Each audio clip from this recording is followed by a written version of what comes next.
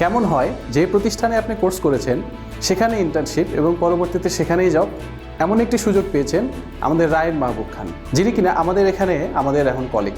আসসালামু আলাইকুম, আমি সাকিব প্রযুক্তি পাঠশালা ইনস্টিটিউট থেকে আজকে আপনাদের সামনে আবারও চলে এলাম। চলুন শুনে আসি জনাব রায়েন মাহবুব খানের মুখেই সেই গল্পটি, কিভাবে তিনি আমাদের প্রতিষ্ঠানকে খুঁজে পেলেন এবং কিভাবেই বা আমাদের এখানে তার জব হলো। আসসালামু আলাইকুম রিয়ান ভাই, কেমন আছেন? ওয়ালাইকুম আসসালাম সাকিব ভাই, আলহামদুলিল্লাহ আমি ভালো আছি। আপনি কেমন আছেন? আছি আলহামদুলিল্লাহ ভালো আছি। তো রিয়ান ভাই, আপনি আমাদের এখানে ডিজিটাল মার্কেটিং এক্সিকিউটিভ হিসেবে জবে আছেন আর কি। তো এর আগে আপনি 3 মাস আমাদের এখানে ডিজিটাল মার্কেটিং কোর্স করছিলেন এবং ডিজিটাল মার্কেটিংয়ের উপরে ইন্টার্নশিপও করছেন। তো টোটাল 6 মাস আগে আপনি আমাদের প্রতিষ্ঠানে এসেছিলেন। তো যখন প্রতিষ্ঠানে আসছিলেন, মানে আমাদের প্রতিষ্ঠানকে কিভাবে আপনি খুঁজে পাইলেন, বা প্রতিষ্ঠানে উত্তরাতে তো অনেক ইনস্টিটিউট আছে, অনেক ট্রেনিং সেন্টার আছে, সেখানে না গিয়ে আমাদের এখানে কেন আসলেন সেটা জানতে চাচ্ছিলাম আপনার কাছে। ডিজিটাল মার্কেটিংয়ের ক্ষেত্রে আমি আসলে এরকম একটা প্রতিষ্ঠান খুঁজতেছিলাম যেটার হচ্ছে আপনার ট্রেডিং সেন্টারও আছে, প্লাস নিজের যে এজেন্সি আছে যেখানে আমি স্কিলগুলো আমি ইমপ্লিমেন্ট করতে পারবো। যে আমি কোর্স করলাম, ঠিক আছে, আমি কতটুকু কাজ শিখতে পারছি। তো সেক্ষেত্রে আমি গুগলে একটু ঘাটাঘাটি করতে থাকি যে উত্তরাতে ভালো এজেন্সি, মানে এরকম কোনো প্রতিষ্ঠান আছে কিনা যেটা এজেন্সিও আছে প্লাস ট্রেনিং সেন্টারও আছে। তো ঘাটাঘাটি করতে করতে যে প্রযুক্তি পাঠশালার ওয়েবসাইটটা পাই, ওখান থেকে হচ্ছে ফোন নাম্বার নিয়ে দেন আমি এখানে কল করি। এখানে আসার পর এমডি স্যারের সাথে কথা হয়, ওই কাউন্সিলরগণদের সাথে কথা হয়। তো তারা আমাকে আশ্বাস দিল, ভরসা দিল যে আপনি এখানে কোর্স করেন, এখান থেকে আপনি ভালো কিছু পাবেন, ফিডব্যাক হিসাবে আপনি ভালো কিছু পাবেন, আপনার কেরিয়ার ডেভেলপমেন্টে হেল্প হবে। তো তারপর থেকে আর কি এখানে আমি কোর্সে জয়েন করার পর এখানে এখন পর্যন্ত এইটুকুতে আসছি আমি। তো আপনি ডিজিটাল মার্কেটিং কোর্স করলেন, তো ডিজিটাল মার্কেটিংকে আপনার ক্যারিয়ার ডেভেলপমেন্টের জন্য আপনি কেন চুজ করলেন? অনেক কোর্স তো আছে, তাছাড়া ডিজিটাল মার্কেটিংয়ের আপনি কি মনে করেন আপনার ভবিষ্যৎটা কোথায় ভবিষ্যতে? বর্তমানে তো সবাই দেখতেছে, আপনিও দেখতেছেন, আমিও দেখতেছি যে করোনার পর থেকে ডিজিটাল মার্কেটিংয়ের গ্রোথ দিন দিন বাড়তেছে। তো আমার মেজরও ছিল মার্কেটিং, যেহেতু আমি মার্কেটিং স্টুডেন্ট। তো সেই ক্ষেত্রে এটা আমার জন্য ভালো চয়েস ছিল যে আমি যেহেতু আমার মার্কেটিংয়ের নলেজ আছে, তো সেক্ষেত্রে আমি ডিজিটালি যদি এটা আমি ইমপ্লিমেন্ট করতে পারি তাহলে আমার স্কিল আরও ডেভেলপ হবে, প্লাস আমি আরও সামনের দিকে এগোতে পারবো। তো এই জন্য আর কি ডিজিটাল মার্কেটিংটা আমার নেওয়া হয়েছিল। আচ্ছা, বর্তমানে বিশেষ করে বিভিন্ন বিজনেস যারা করতেছে তারা তো এখন বলতে গেলে অনলাইনেই বিজনেস করে, তো তাদেরকেও মূলত আমাদের একটা সার্ভিস দিতে হয়। তো সেই সার্ভিসের জন্য মূলত এখন বেশিরভাগ কোম্পানি এখন ডিজিটাল মার্কেটিংয়ের দিকে ঝুঁকছে। তো সেই জন্য মূলত ডিজিটাল মার্কেটিংটা ভবিষ্যৎটা আসলেই এখন উজ্জ্বল, কারণ যে ক্ষেত্রে সব বিজনেসই চলে আসতেছে ডিজিটাল মার্কেটিং অনলাইনে। ফেসবুকে গেলেই এখন যে কোনো বিজনেসের ব্যাপারে আমরা অনেক কিছু দেখতে পাই, তাই না? সেক্ষেত্রে তো এটাও মনে করি ডিজিটাল মার্কেটিংয়ের ক্ষেত্রে এখন আপনি ফেসবুকে একটা পেজ থাকলে আপনি বিজনেস করতে পারতেছেন অনলাইনে, এটা একটা প্লাস পয়েন্ট। আর হচ্ছে বড় বড় কোম্পানি যেগুলো আছে এখন বর্তমানে, তাদের প্রত্যেকে দেখবেন ডিজিটাল মার্কেটিং আলাদা একটা ডিপার্টমেন্ট আছে। তো জব প্লেসমেন্টের ক্ষেত্রেও ডিজিটাল মার্কেটিং পারফেক্ট।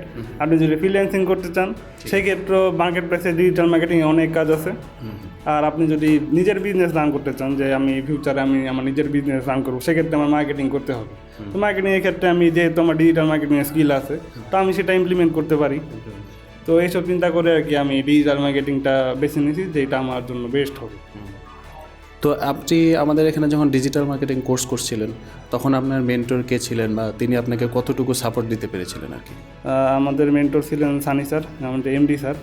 তো ওনার তো 12 বছরের এই সেক্টর এক্সপিরিয়েন্স আছে কাজের। তো তিনি যখন আমাদের ক্লাস নিতেন, এখানে তার এজেন্সি আছে, তো এজেন্সি থেকে ওনার যে ক্লায়েন্টের লাইভ প্রজেক্টগুলো ছিল ওগুলোই আমাদের ক্লাসে দেখাতেন, কাজগুলো ওইখানে অনেক কাজ কমপ্লিট করতেন আমাদেরকে বোঝানোর জন্য, দেখান যে এটা এইভাবে করবো। তো ক্লাস শেষে আমাদেরকে প্রতি ক্লাস শেষেই আমাদেরকে একটা করে আপনার অ্যাসাইনমেন্ট দেওয়া হতো। তো ওটা আমরা বাসায় প্র্যাকটিস করতাম। যদি কোনো প্রবলেম হতো যে এখানে আমরা পারতেছি না, তো গ্রুপে নক দিতাম, স্যারকে নক দিতাম, তো স্যার ওটা সাথে সাথে ওটা সলভ করার ব্যবস্থা করে দিত। উনি গাইডলাইন দিত তো এটা এইভাবে করো, সলভ হয়ে যেত, ওইভাবে সলভ হতো। এই থেকে আর কি আমার তো মানে শেখার পাশাপাশি আপনার লাইভ প্রজেক্টেও একটা কাজ দেখাইতো আর কি।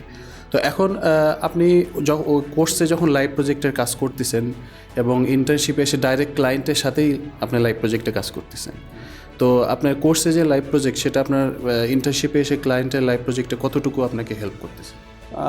যেহেতু এজেন্সির কাজগুলো আমি ক্লাসে আগে থেকে দেখতাম, তো সেক্ষেত্রে আমার একটা আইডিয়া হয়েছিল। আর হচ্ছে ফেসবুক মার্কেটিং ক্ষেত্রে বা এই ইন্টারনেট ব্রাউজিংয়ের ক্ষেত্রে, সার্চের ক্ষেত্রে আমার একটু আগে থেকে নলেজ একটু বেসিকটা ভালো ছিল। তো যার কারণে আমি কাজ বুঝতে আমার অতটা প্রবলেম হয় নাই।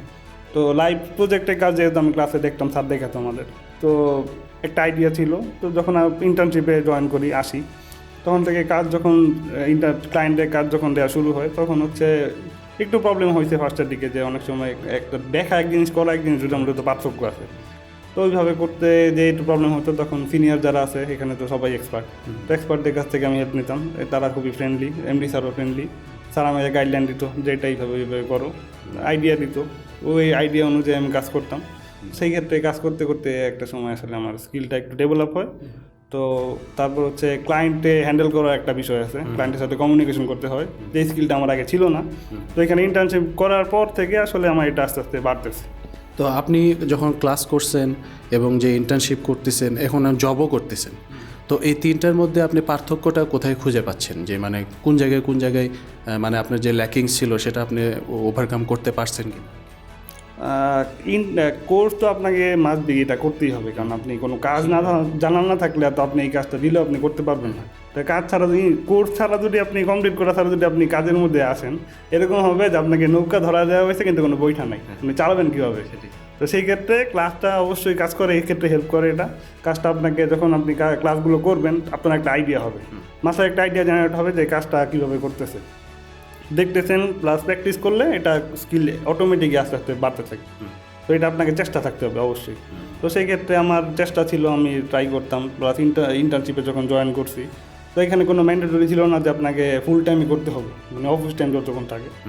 তো আমার হাতে সময় ছিল, আমি সেই ক্ষেত্রে আমি ফুল টাইমই করছি, 10টা থেকে 7টা পর্যন্ত, যেহেতু আমার স্কিল ডেভেলপ করতে হবে। তো সেই ক্ষেত্রে আমি করতে থাকি, আর স্যারের প্রতি অবিডিয়েন্ট ছিলাম। স্যার যেভাবে গাইডলাইন দিত আমি সেইভাবে কাজ করতাম, কিন্তু স্যারের কাছে আমি একটু পছন্দের ছিলাম।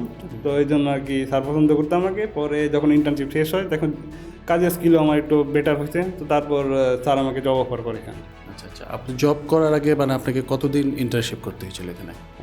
3 মাসের মতো ইন্টার্নশিপ করতে হয়েছে। তো আপনি যখন ইন্টার্নশিপ করতেন, তখন আমাদের এখানে যে সিনিয়র ডিজিটাল মার্কেটার ছিল বা আমাদের এমডি স্যার ছিল, তাদের থেকে আপনি ফুললি সাপোর্টটা পেয়েছিলেন, যার কারণে সেটা আপনাকে অনেকটা হেল্প করছে আপনার জব প্লেসমেন্টের ক্ষেত্রে। তো আমরা আসলে আরও জানতে যাচ্ছি যে আপনার কাছে, যে আপনি তো ইন্টার্নশিপ করলেন, কোর্স করলেন, অনেকেই তো ইন্টার্নশিপ করে, সবাই তো জব পাচ্ছে না। এখন জব পাওয়ার জন্য আমাদেরকে কি করতে হবে, বা এটার পেছনে ইন্টার্নশিপে যে আমাদেরকে কতটুকু খাটতে হবে, বা আপনার নিজের স্টোরিটাই আমাদেরকে শেয়ার করেন যে আপনি কিভাবে ইন্টার্নশিপ করা শেষ করে হঠাৎ করে জবে ঢুকে গেলেন, এমডি স্যার কেনই বা আপনাকে অফার করলো জবের জন্য? আমি স্টুডেন্ট থাকা অবস্থায় খুব ভালো স্টুডেন্ট ছিলাম এরকমও না, আমি ব্রেন অত ভালো ছিল না। তো চেষ্টা ছিল, যার কারণে এইটুকু পর্যন্ত আমি আসতে পারছি। তো চেষ্টা ছিল, আমি স্যার যেভাবে গাইডলাইন দিত, যেভাবে গাইড করতাম আমাকে, আমি ওইভাবেই কাজ করতাম। ওইভাবে করতে করতে আমার ক্লায়েন্টের সাথে প্লাস লাইভ প্রজেক্টে কাজ করতেছি, তাদের সাথে কমিউনিকেশন করতে হয়, তাদের এই কী বলে এটাকে, তাদের রিকোয়ারমেন্টটা আমাকে বুঝতে হয়। তো ওই অনুযায়ী কাজ করতে করতে আস্তে আস্তে, ফার্স্টের দিকে হতো না, চেষ্টা করতাম। তো চেষ্টা করতে করতে একটা সময় আমার ওই স্কিলটা চলে আসে, মানে ক্লায়েন্টের রিকোয়ারমেন্ট আমি বুঝতে পারি, বললে আমি বুঝতে পারি। এরপর থেকে আর কীভাবে কাজ করতে থাকি। তো আমার কাজের প্রোগ্রেসটা ভালো ছিল, এটা স্যারের নজরে পড়ে, এই জন্য স্যার আর কি আমাকে জব অফার করে এখানে। তো আপনি মনে করেন যে জব অফারের জন্য মানে আমাদের এখানে যে পরিশ্রমটা দিতে হবে, যে ইয়াটা করতে হবে, সেটা আসলে মূলত মানে আমাদের নিজেদের উপরই নির্ভর করে। যে আমরা যারা এখানে ইন্টার্নশিপ করতেছি, অনেকে থাকে ইন্টার্নশিপ করতে করতে অনেকটা ইচ্ছা হারায় ফেলে, বা তাদের হয়তো ইয়াটা হয় না, কিন্তু এটার পেছনে ইচ্ছাশক্তি, ধৈর্য, কঠোর পরিশ্রম সব কিছুই কাজ করতে হবে, না হলে এটা আসলে জব প্লেসমেন্টে সম্ভব না আর কি সবার জন্য।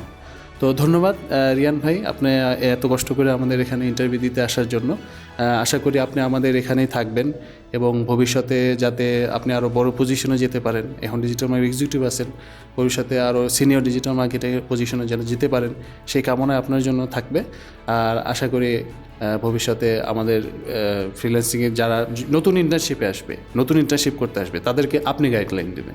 জি অবশ্যই, এটা আমার দায়িত্ব। আমি যেহেতু স্টুডেন্ট ছিলাম, তো ওই স্টুডেন্টের এটা আমি বুঝতে পারি যে কোথায় প্রবলেম হবে, কোন জায়গায় প্রবলেম হবে, কোন জায়গাটা বুঝতেছেন, এটা আমি ভালো বুঝতে পারবো। তো অবশ্যই আমি যতদিন এখানে আসি, আমি ইন্টার্নে যারা আসবে নতুন, সবাইকে আমি হেল্প করবো। ধন্যবাদ। এতক্ষণ শুনলেন জনাব রায়হান মাহবুব খানের কথা, যিনি কিনা আমাদের এখানে ইন্টার্নশিপ করে আমাদের সাথে জব করছেন। কয়েকদিন আগে যিনি আমাদের স্টুডেন্ট ছিলেন, তিনি এখন আমাদের কলিগ। নর্মালি আমাদের এমপ্লয়িরা 10টা থেকে 7টা অফিস করে, ইন্টার্নশিপ যারা করে তাদের কোনো বাধা ধরা টাইম নেই, কিন্তু রায়হান মাহবুব খান আমাদের সাথে 10টা থেকে 7টা পর্যন্তই ছিল। কিন্তু তার দক্ষতা এবং পারদর্শিতার জন্যই আজ আমাদের সাথে তার জব প্লেসমেন্ট হয়েছে। সুতরাং ফ্রিল্যান্সিংয়ের পাশাপাশি নিজের ক্যারিয়ারকে ডেভেলপ করতে চাইলে চলে আসুন প্রযুক্তি পাঠশালা ইনস্টিটিউটে।